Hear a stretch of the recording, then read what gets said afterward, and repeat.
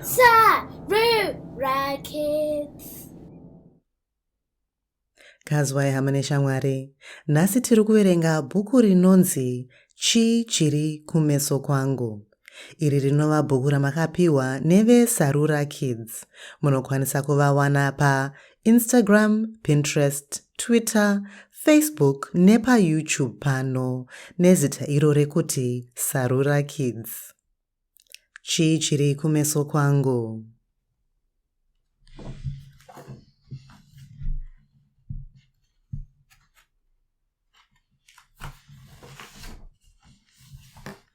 Uku kumeso kwangu. Chii chiri kumeso kwangu.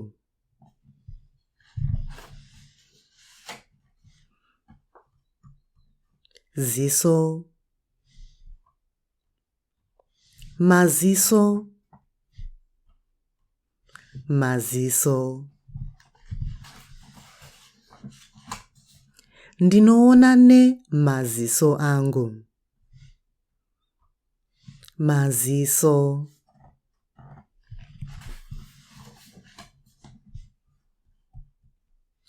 Muno,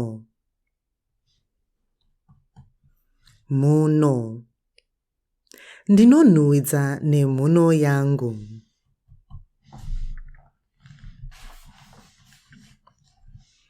Muromo, muromo.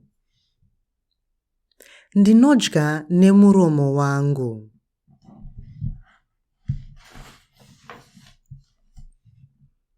Chimwe chii? Chirebvu, chirebvu.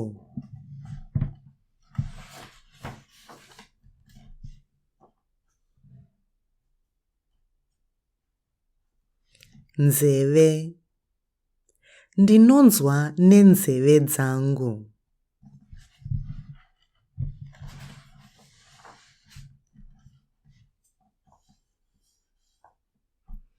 Bvudzi, ndinofarira bvudzi rangu.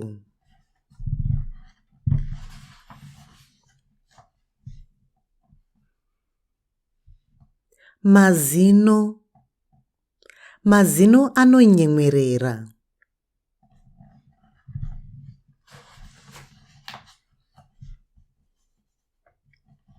Rurimi, rurimi rwangu runoravira.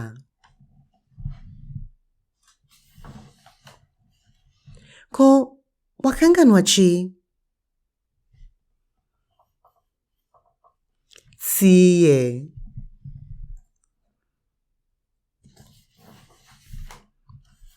Ndinofarira kumeso kwangu. Ndiko kupera kwebhuku redu ranhasi.